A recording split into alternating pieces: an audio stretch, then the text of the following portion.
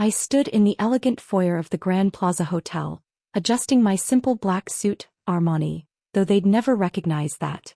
The sounds of laughter and clinking glasses drifted from the main ballroom where my father's retirement party was in full swing. After 35 years at Sterling Industries, James Anderson was finally stepping down as chief financial officer. "Oh, look who decided to show up," my brother Michael's voice cut through the ambient noise. He stood blocking the ballroom entrance, champagne in hand, wearing what I recognized as a poorly fitted designer suit that probably cost 3 months of what he thought I made. "Hello, Michael," I said quietly, reaching for my invitation, the one they didn't know I had personally approved as chairman of the board. "This is a private event," he smirked, looking me up and down. "For successful Sterling executives and their families. Not for whatever it is you're doing these days." I suppressed a smile, thinking about the board meeting I'd just left, where we'd finalized the leadership transition that would be announced tonight. Michael had no idea that his comfortable position as vice president of sales was about to change dramatically. "I'm still family," I replied mildly. "And it's Dad's retirement." "Family." He laughed, the sound sharp with derision. "Family succeeds together. Family builds legacies. What have you built except disappointment? Still pushing papers at that consulting firm." If he only knew that my consulting firm was actually a shell company through which I'd orchestrated the gradual acquisition of Sterling Industries over the past 5 years. While he bragged about his vice presidency at family dinners, I'd been quietly buying shares, placing allies on the board and positioning myself for this moment. "Michael, is there a problem here?" Our mother appeared, elegant in her designer dress, diamonds glittering at her throat. Her smile faltered when she saw me. "Oh, Emma. I didn't expect you to come." "Of course she came," Michael sneered. "Probably heard there was free food. How much are consultants making these days, sis?" "Enough for rent." I thought about my penthouse overlooking Central Park, and the 3 other properties I owned through various holding companies. "I manage," I said softly. "Well," my mother sighed, her voice dripping with familiar disappointment, "perhaps it's better if you don't come in. Your father's colleagues are here, board members. We wouldn't want them to feel uncomfortable." "Uncomfortable?" I raised an eyebrow. "You know what she means." Michael stepped closer, lowering his voice. "This is a celebration of success. Of everything Sterling Industries represents. You walked away from all that, remember? Refused the executive training program to find yourself, or whatever excuse you gave. I remembered that day clearly. 5 years ago when I declined their prescribed path to join their executive ranks. Not because I didn't want to be part of Sterling Industries, but because I saw a better way to transform the company. A way that required patience, strategy, and the willingness to be underestimated. "The new CEO is coming tonight," my mother added, checking her phone nervously. "The board's choice to lead Sterling into the future. We can't have any distractions." I smiled, thinking about the press release scheduled for tomorrow morning. "Yes, I heard about the new CEO. Quite the surprise choice, I imagine." "Not for those of us in the know," Michael puffed up importantly. "I've been part of the selection committee. Between us, I'm on the shortlist to be named executive vice president once the announcement is made." "Is that so?" I murmured, checking my own phone. A message from my assistant flashed. "Everything is in place. Board members are ready. Should I send in security?" "Look," Michael said, his voice hard. "This is your last chance to leave gracefully before I have security escort you out. This party is for successful people only. People who understand business, legacy, family loyalty." I looked at my mother, seeing no support in her carefully made-up face. "And what about family loyalty to me?" "You chose your path," she said stiffly. "Now please don't make a scene." As if on cue, a commotion started near the hotel entrance. Board members began arriving, their faces serious despite the festive occasion. Michael straightened his tie, ready to network. I typed a quick response to my assistant. "Proceed with the announcement." The next few minutes would change everything. 5 years of careful planning, of being dismissed and underestimated, had led to this moment. I adjusted my suit jacket one last time, feeling the weight of the chairman's speech in my pocket. Sometimes success isn't about being the loudest in the room. Sometimes it's about waiting for exactly the right moment to speak. And my moment was about to arrive. "Security," Michael called out, gesturing to the uniformed staff nearby. Please escort my sister out. She was just leaving. I stood my ground, watching the board members file past.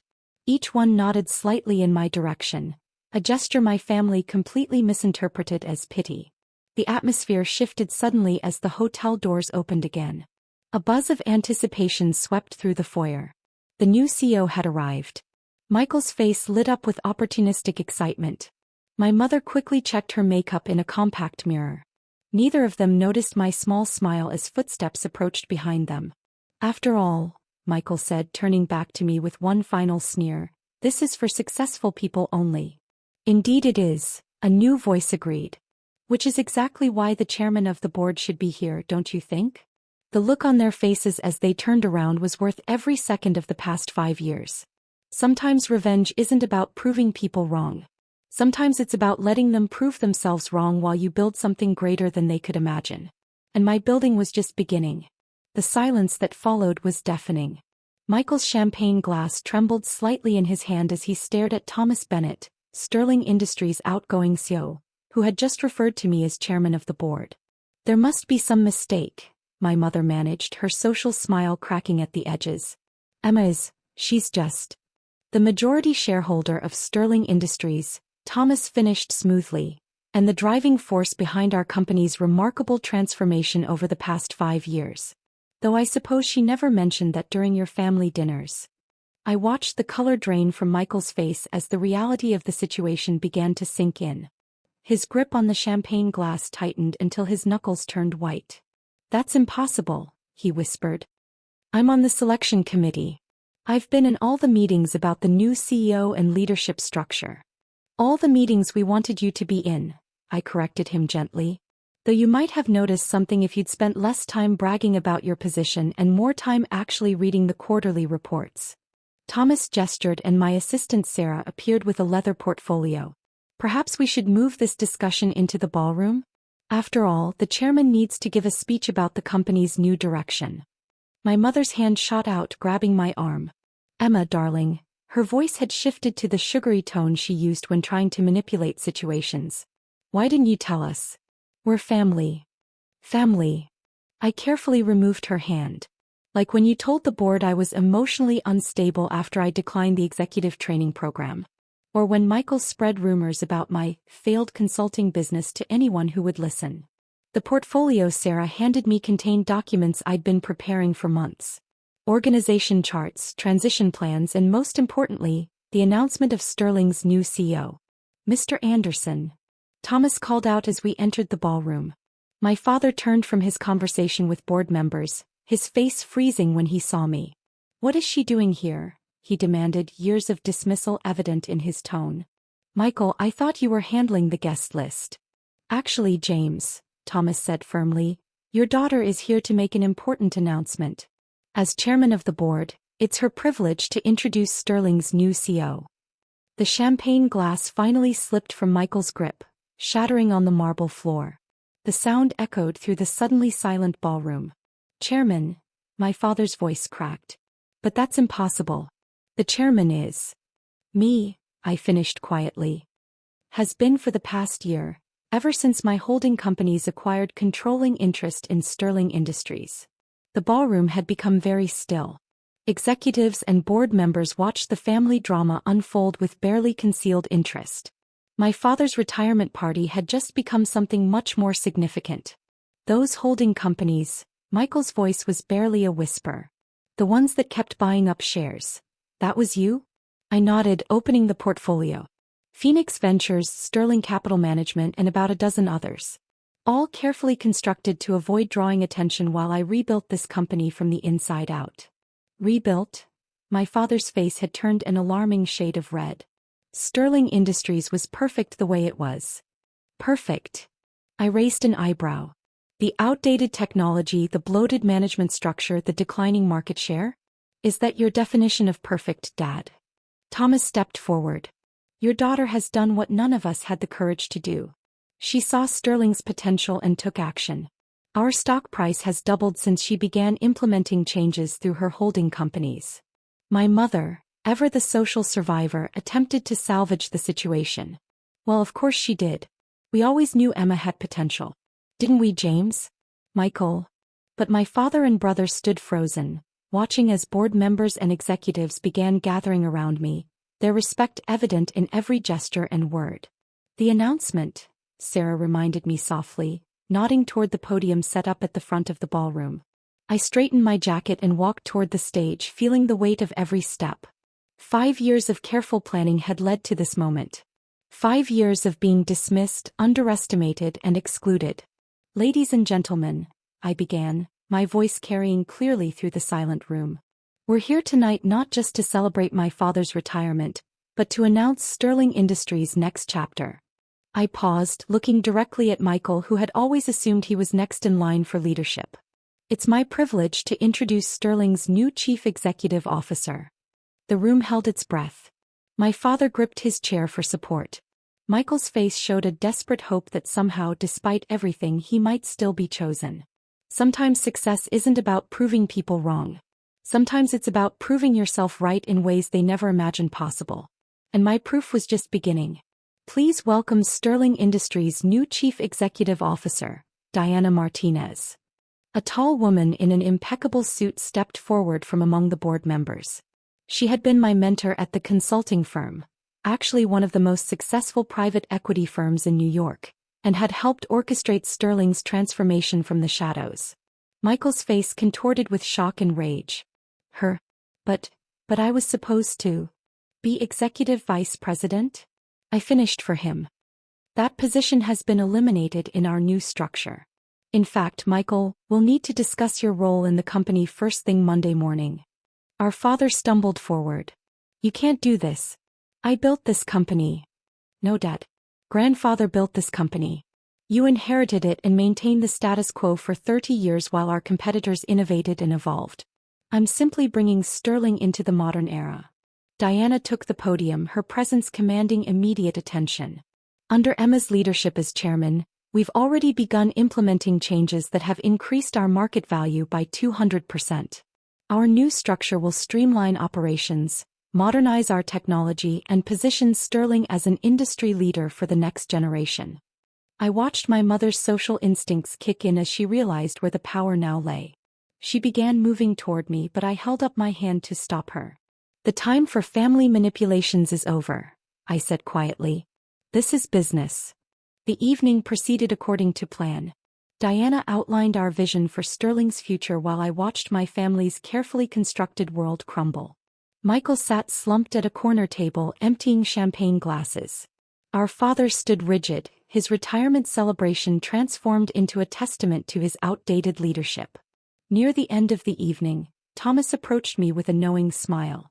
Your father once told me you lacked business instincts, he mused. I suppose proving him wrong must feel satisfying. I watched my family across the room, my mother attempting to network with board members who now avoided her, my brother drowning his shock in expensive champagne, and my father sitting alone, staring into space. This isn't about proving them wrong, I replied. It's about proving myself right. Sterling Industries deserved better than nepotism and stagnation. Now it has a future. After the guests began departing, my father finally approached me. His face had aged years in one evening. Why? He asked simply. Why didn't you just take the executive training program? Follow the path we laid out for you. Because that path was about maintaining your control, not building a better company.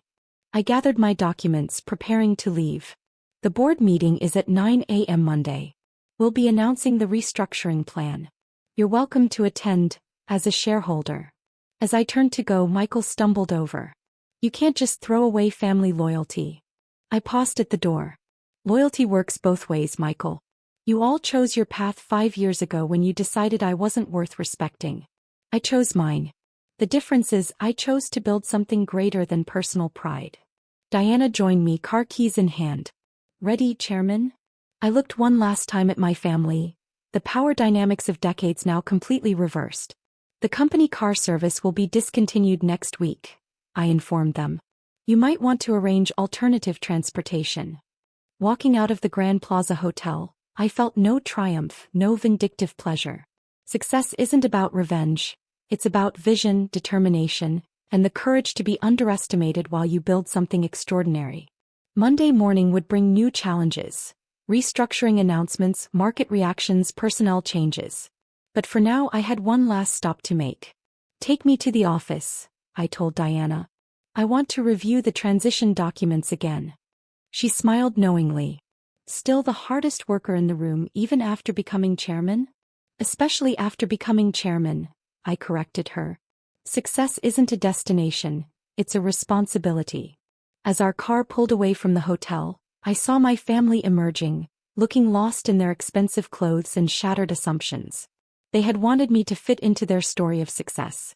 Instead I had written my own. The city lights blurred past as we drove towards Sterling's headquarters.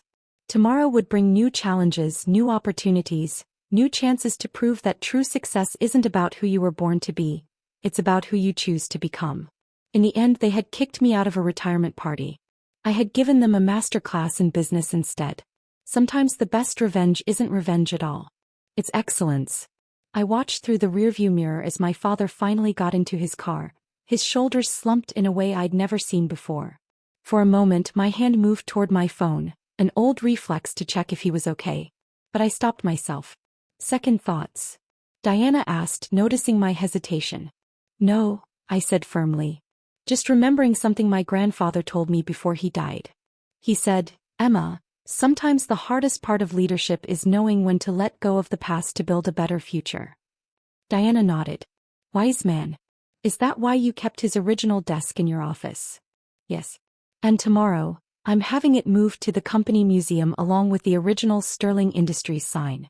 The past should be honored but not at the expense of the future. My phone buzzed, a text from Michael. We need to talk. Family dinner Sunday. I typed a simple reply. All discussions through official channels from now on. Your performance review is scheduled for Tuesday. Sometimes the hardest walls to break aren't made of concrete or steel. They're built of expectations, traditions, and the comfortable illusions we create about family. But once those walls come down, the view is infinitely clearer.